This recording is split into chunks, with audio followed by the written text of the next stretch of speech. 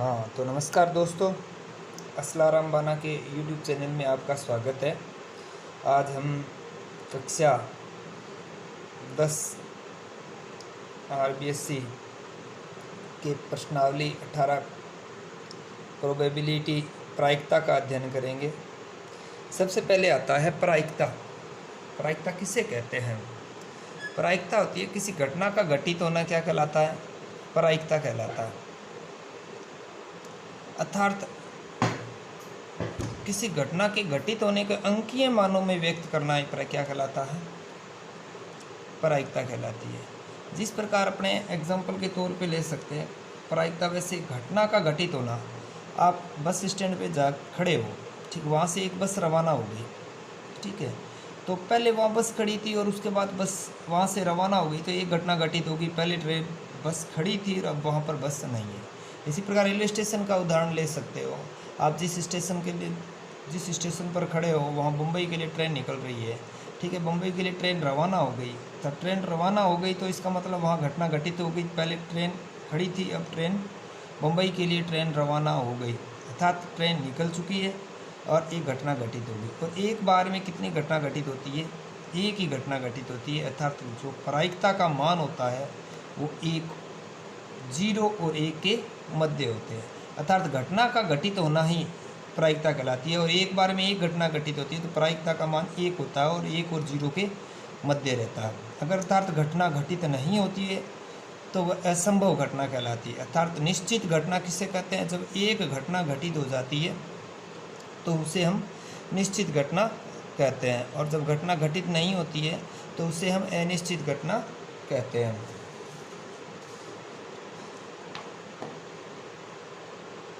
तो प्रायिकता का सूत्र होता है अनुकूल परिणाम बटे कुल परिणाम।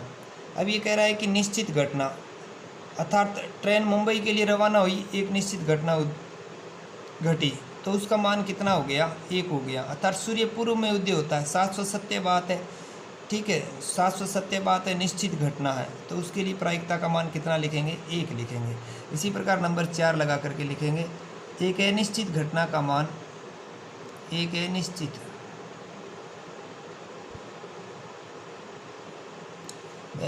घटना का मान, अनिश्चित घटना की प्रायिकता 0 होती है।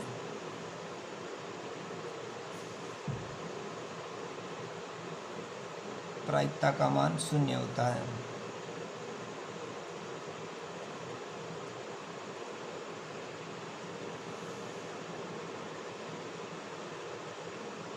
घटना 1 की प्रायिकता एक ऐसी संख्या PA है, घटना A की प्रायिकता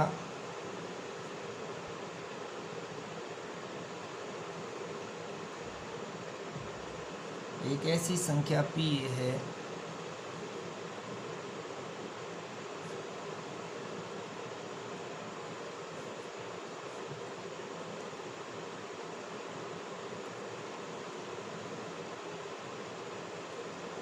कि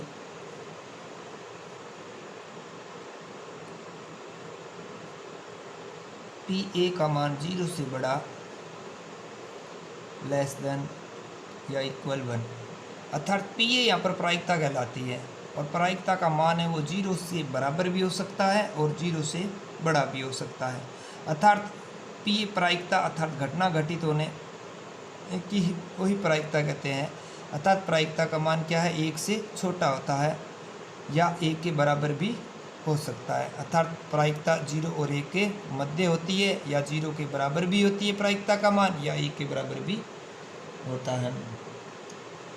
वह घटना जिसका केवल एक ही परिणाम है प्रारंभिक घटना कहलाती है। नंबर 6 लगा करके लिखोगे, वह घटना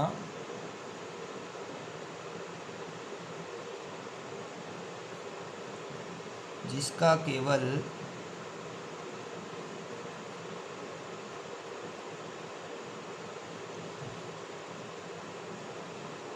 एक ही परिणाम हो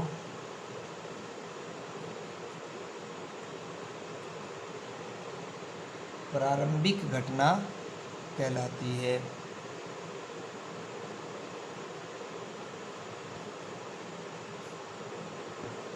प्रारंभिक घटना कहलाती है। और सभी प्रारंभिक घटनाओं का योग एक होता है। सभी प्रारंभिक घटनाओं का योग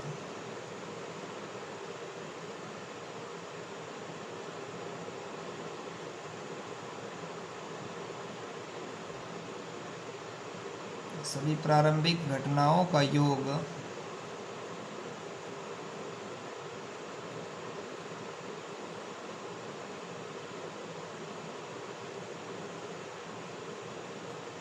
यानी छोटी छोटी जितनी भी बड़ी घटना घटित हो रही है तो सभी घटनाएं मिलकर के एक बड़ी घटना बनती है। नंबर 8, और किसी घटना ए कोई घटना है, उस घटना के लिए पी ए और घटना घटित होने की प्रायिकता और घटना घटित नहीं होने की प्रायिकता का योग एक होता है। किसी घटना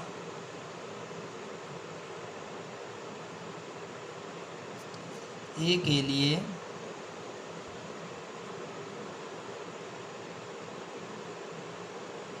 P A plus P A की बार बराबर 1 होता है।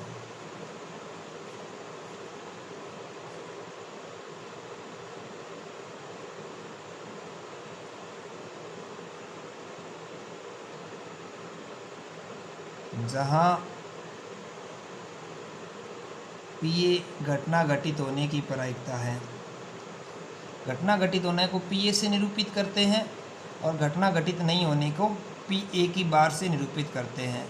अर्थात घटना घटित होने का मान 1 + 0 बराबर कितना होगा? 1 होगा। यहाँ पे पी ए बराबर घटना घटित होने की प्रायिकता है। होने की प्रायिकता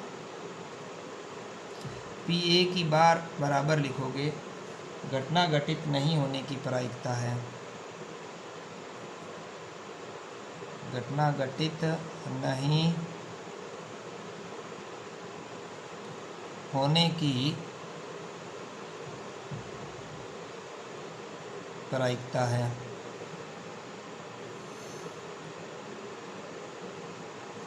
पी ए की बार बराबर में पी ए बराबर घटना घटित होने की प्रायिकता का मान कितना होता है? 1 - पी ए की बार। अर्थात घटना घटित नहीं होने की प्रायिकता दे रखी है तो एक में से घटाएंगे तो घटना घटित होने की प्रायिकता का मान आ जाएगा।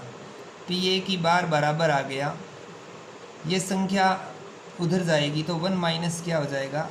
पी ए हो जाएगा। अर्थात ये दे दिया, घटना घटित होने की प्रायिकता दे दी हमें और घटना घटित नहीं होने की प्रायिकता ज्ञात करनी है तो हमें उसे 1 में से घटाना पड़ेगा, तो हमें घटना घटित नहीं होने की प्रायिकता आ जाएगी।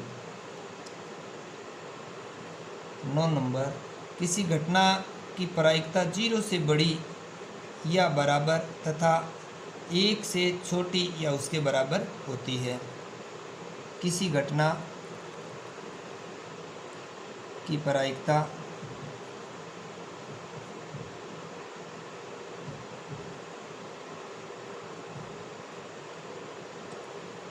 जीरो से बड़ी या उसके बराबर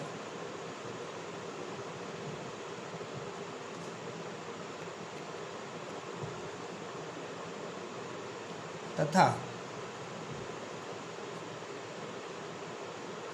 1 से छोटी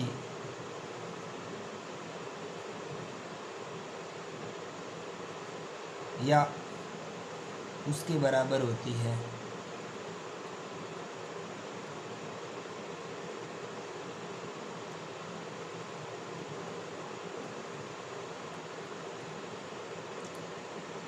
इस अध्याय के अंदर अपने ताश के पत्तों का भी अध्ययन करेंगे।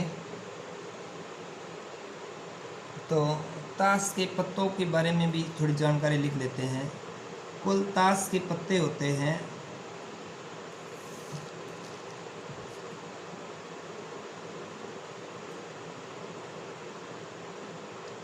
ताश के पत्ते होते हैं 52।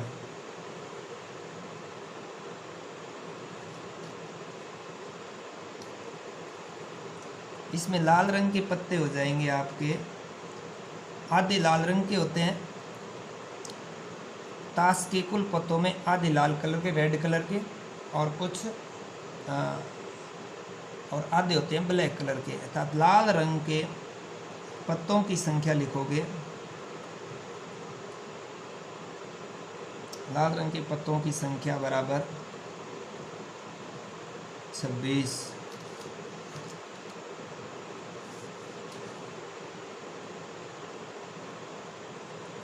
काले रंग के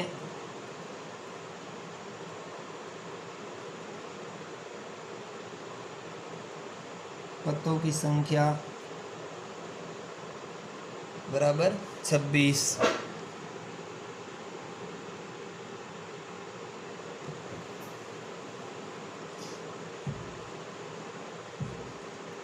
तस्वीर वाले कुल पत्ते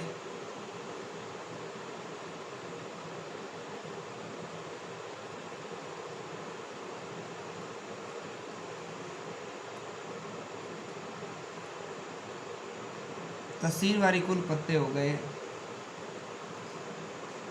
4 × 3 बराबर 12 पत्ते। अर्थात ताश के अंदर 4 प्रकार होते हैं।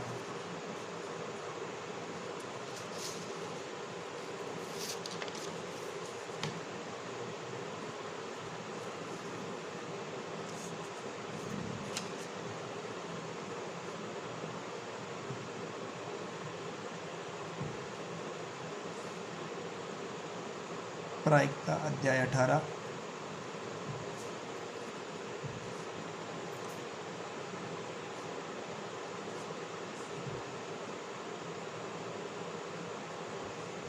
ताश के पत्तों का प्रकार।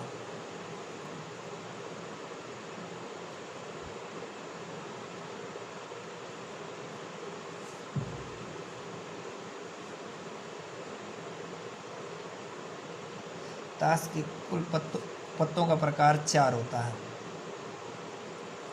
ठीक है, कौन कौन सा होता है? एक तो ईंट का होता है, एक पान का, एक हुकुम का, एक चिड़ी का। चिड़ी का होता है वो पत्ता इस प्रकार का होता है, मैं बढ़ा देता हूँ आकृति। हुक्म का जो पत्ता होता है इस प्रकार का होता है। पान का जो पत्ता होता है वो इस प्रकार का होता है।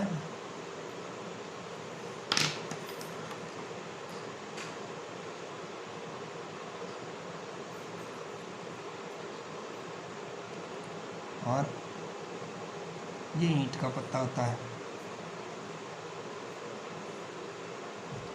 ये दोनों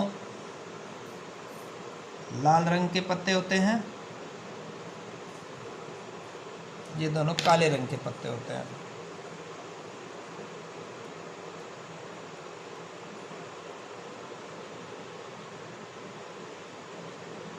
प्रत्येक प्रकार के कुल पत्ते ईंट के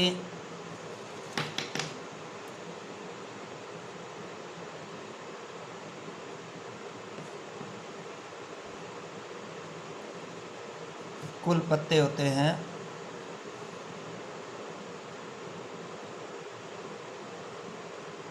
13 होते हैं। पान के कुल पत्ते होते हैं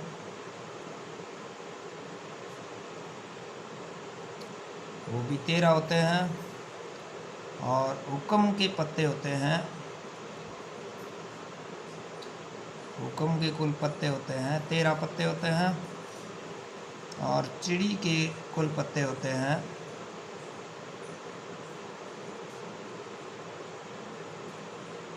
वो भी 13 होते हैं। अर्थात सबको गिनोगे, इन दोनों का जो कलर होता है वो होता है लाल रंग का, 26 पत्ते हो गए ये। और ये जो होता है काले रंग के पत्ते होते हैं, ये भी 26 पत्ते होते हैं।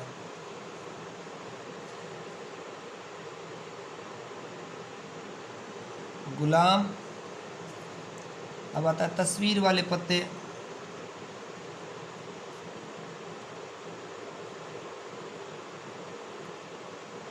गुलाम बेगम बादशाह, गुलाम बेगम बादशाह।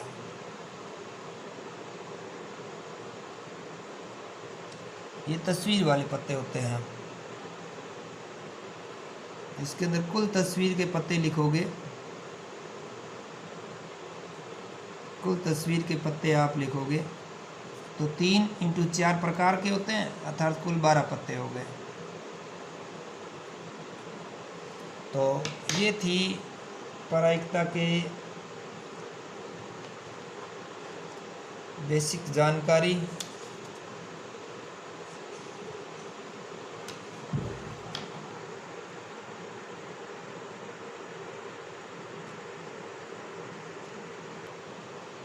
हाँ, तो प्रश्नावली 18.1 की शुरुआत करते हैं। पहला प्रश्न ये है कि एक पासे को फेंकने पर 4 से बड़ा अंक आने की प्रायिकता ज्ञात करो। अब एक पासे को फेंकने पर 6 तरह के अंक आ सकते हैं। 6 तरह के कौन कौन से अंक आएंगे? अनुकूल परिणाम इसके कोई भी 6 परिणाम, जिस प्रकार ये पासा होता है, ठीक है, इस पासे पर टोटल 6 अंक लगे रहते हैं, ठीक है। एक पासे पर 1 अंक होता है, दूसरे पर 2 पॉइंट लगे रहते हैं, तीसरी सतह पर 3 अंक, चौथी फलक पर 4 अंक, पांचवी फलक पर 5, और इसी प्रकार इसके अंदर कितने अंक फलक 3 3 6 अंक दे दिए जाते हैं। अर्थात इसके अनुकूल परिणाम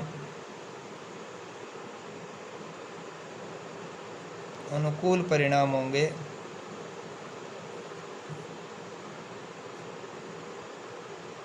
1 2 3 4 5 6, ये परिणाम होते हैं। अब इसने ये कह रखा है कि ये कुल परिणाम है, ठीक है। एक पासे को फेंकने पर कुल परिणाम कितने आते हैं? 6 प्रकार के परिणाम आते हैं। इसमें से ये कह रहा है 4 से बड़ा अंक आने की प्रायिकता ज्ञात करिए, अर्थात 4 से बड़े अंक के परिणाम के अंत से हो गए। 4 से बड़ा अंक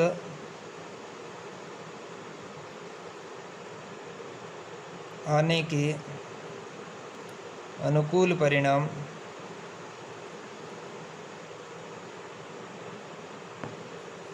चार से बड़ा अंक आने के अनुकूल परिणाम कौन कौन से होंगे? 5 और 6। 4 से बड़ा लेना है, 4 को साथ में लेना नहीं लेना, यानी कि 4 से बड़ा लेना, 5 और 6, ये 2 परिणाम है। कितने हो गए? 2 परिणाम हैं, ठीक है। और कुल परिणाम कितने आ रहे हैं इसके? कुल परिणाम है 6, तो इसे लिखेंगे कुल परिणाम 6। प्रायिकता का सूत्र लगा दोगे। प्रायिकता का सूत्र होता है अनुकूल परिणाम, प्रायिकता को PA से निरूपित करते हैं। PA बराबर अनुकूल परिणाम बटे कुल परिणाम। अनुकूल परिणाम बटे कुल परिणाम।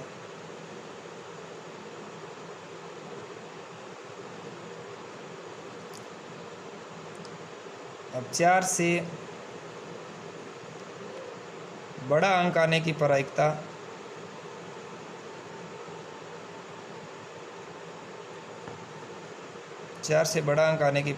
PA बराबर अनुकूल परिणाम कितने आ रहे हैं? 2 परिणाम हो रहे हैं। 5 और 6 2 अनुकूल परिणाम है बटे कुल परिणाम।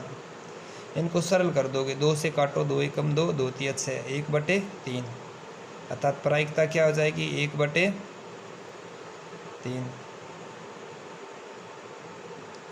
प्रायिकता यहाँ इन्वर्टेड कोमा लगा दो। 4 से बड़ा अंक आने की प्रायिकता PA बराबर 1/3, यही अपना आंसर होगा। नेक्स्ट प्रश्न नंबर 2।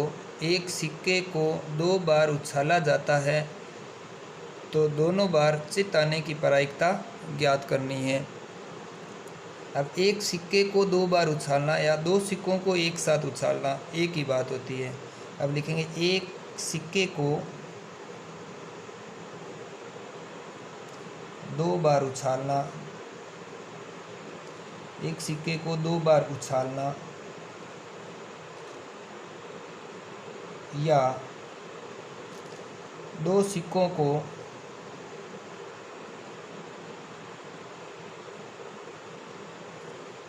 एक साथ उछालने पर परिणाम। अब कौन कौन से परिणाम आएंगे वो देखो। ये पहला सिक्का है, ये दूसरा सिक्का है, दोनों को एक साथ उछाला। पहले का एड, एच का मतलब होता है हेड और टी का मतलब टेल होता है, ठीक है। दूसरे सिक्के पर ये हेड और टेल है, दोनों स्थिति में आप इन सिक्कों को डालोगे, ठीक है। तो पहले का हेड आ सकता है और दूसरे का बे हेड आ सकता है, ठीक है। अब हेड कौन सा, जिस पर भारत का चिन्ह लगा रहता है ना, भारत लिखा हुआ रहता है, वो पासा कहलाता है हेड। क्या कहलाता है? हेड कहलाता है। और जिस पर 1 रुपये का चिन्ह लगा रहता है, 1 रुपया लिखा हुआ रहता है, वो टेल कहलाता है, ठीक है। तो अब इसके अंदर इसका एच हेड और दूसरे सिक्के का भी एच आ सकता है, और पहले का हेड और दूसरे का टेल आ सकता है, पहले का टेल दूसरे का हेड आ सकता है, दोनों की क्या आ सकते हैं? टेल भी आ सकते हैं। अर्थात इसके कुल परिणाम कितने हो गए? कुल परिणाम हो गए 4। कितने हो गए? 4। अब दोनों बार चित्त आने के परिणाम कितने हो गए? दोनों बार ये कह रहा है कि चित्त आने के, दोनों बार चित्त आने के अनुकूल परिणाम कितने हैं? दोनों बार चित्त आने के अनुकूल परिणाम, अनुकूल परिणाम हो गया 1। दोनों बार चित्त। एच एच आने की कंडीशन कौन सी है? एच एच आने की शर्त है वो 1 ही है। प्रायिकता का सूत्र लगा दोगे। प्रायिकता होती है वो अनुकूल परिणाम पी ए से निरूपित करते हैं, अनुकूल परिणाम बटे कुल परिणाम। अनुकूल परिणाम बटे लिखोगे कुल परिणाम।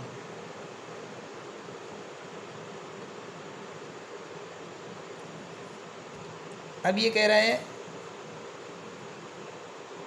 दोनों बार चित्त आने की प्रायिकता, तो यहाँ पे लिखोगे दोनों बार चित्त आने की प्रायिकता,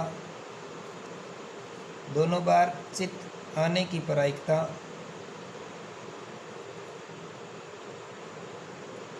पी ए बराबर अनुकूल परिणाम बटे कुल परिणाम। दोनों बार चित्त आने के अनुकूल परिणाम 1 बटे कुल परिणाम 4। यही आपकी प्रायिकता का उत्तर रहेगा,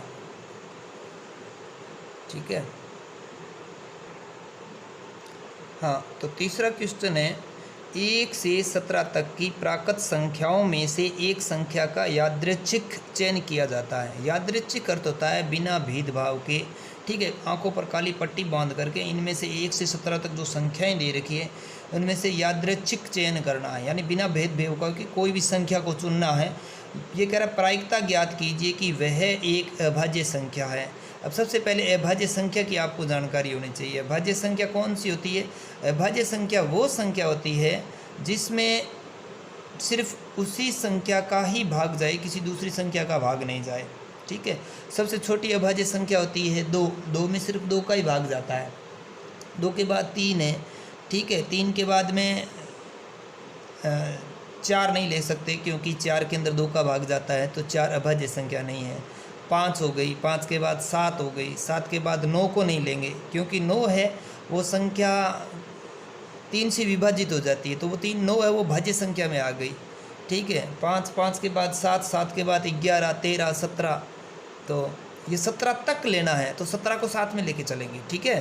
तो अब यहाँ पे लिखो 1 से 17 तक कुल प्राकृत संख्या कितनी हो गई? संख्या यानी कि कुल परिणाम। कुल परिणाम अपने पास में कितने हैं? कुल परिणाम है 17। अभाज्य संख्या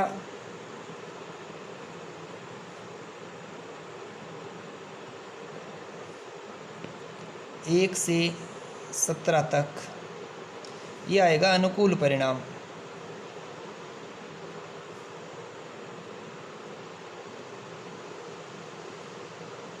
अनुकूल परिणाम आ जाएगा आपके, अभाज्य संख्या लिखो 1 से 17 तक, 1 से 17 तक अभाज्य संख्या है। सबसे छोटी अभाज्य संख्या 2 होती है, 2 के बाद 3, 3 के बाद 5, 5 के बाद 7, 7 के बाद में 11, 11 के बाद 13 और 13 के बाद में 17। ठीक है, कुल कितनी संख्याएं होगी? अनुकूल परिणाम 1 2 3 4 5 6 7, 7 हो गई। ठीक है, तो यहाँ पर आप लिख दोगे प्रायिकता पी ए बराबर अनुकूल परिणाम बटे कुल परिणाम।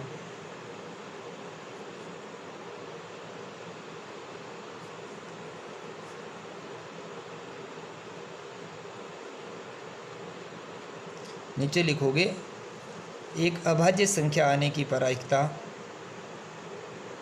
ये जो दे रखा है ना लास्ट वाली लाइन, ये लिख करके लास्ट में प्रायिकता लिखी जाती है। एक अभाज्य संख्या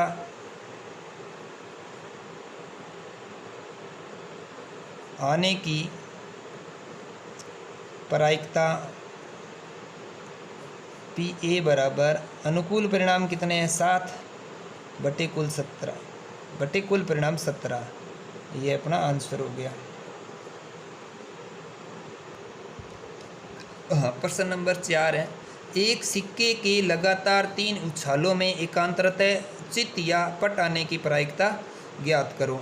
अब एक सिक्के को 3 बार उछालना, ठीक है, ये सिक्का है, और इस सिक्के को 3 सिक्कों को एक साथ उछालना, एक ही बात होती है।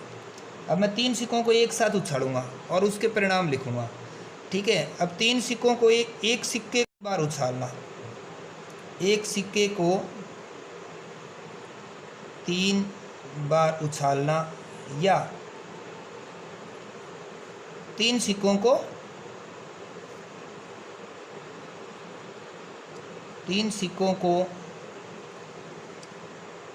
एक साथ उछालने पर परिणाम, उछालने पर परिणाम क्या क्या परिणाम आएंगे वो अपने लिखते जाएंगे।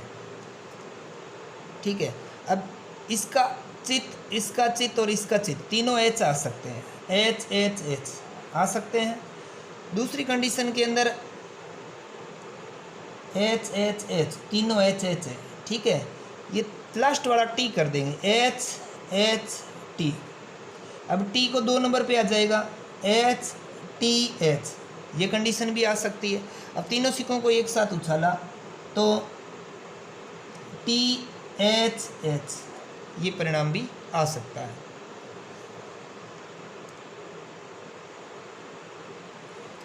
अब तीनों टी हो सकते हैं, टी टी टी, तीनों टी टी टी अर्थात पट पट पट। टेल हो गई तीनों के, तीनों का लास्ट वाला चित हो सकता है, टी टी एच और टी एच टी और एच टी टी। कुल 8 परिणाम हो जाएंगे। कितने परिणाम है? 8। इनके सिवाय कोई भी परिणाम नहीं है जो बच जाए, यानी तीनों सिक्कों को उछालेंगे ऐसा कोई परिणाम नहीं है जो इन 8 से अछूता रहे। तो कुल परिणाम कितने हो गए इसके? कुल परिणाम लिखोगे 8। कितने हो गए? कुल परिणाम हो गए 1 2 3 4 5 6 7 8, तो 8 लिख दिया। अब ये क्या? एकांतरतः चित्त और पट आने के परिणाम। एकांतरतः का अर्थ होता है एक चित्त एक पट, एक चित्त एक पट, इस प्रकार, या पट चित्त पट।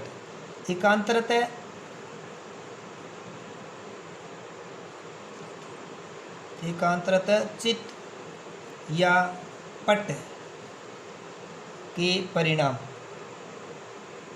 एकांतरतः चित्त और पट के परिणाम क्या हो गए? एच टी एच, एक तो ये बन रहा है एच टी एच, और टी एच टी एक ये बन रहा है। ठीक है, टी एच टी कितने हो गए? अनुकूल परिणाम हो गए, ये इसके अनुकूल परिणाम हो गए। अनुकूल परिणाम हो गए आपके 2। कितने हो गए? 2। अब ये कह रहा है कि एकांतरतः चित्त एकांतरता, चित्त या पट आने की प्रायिकता,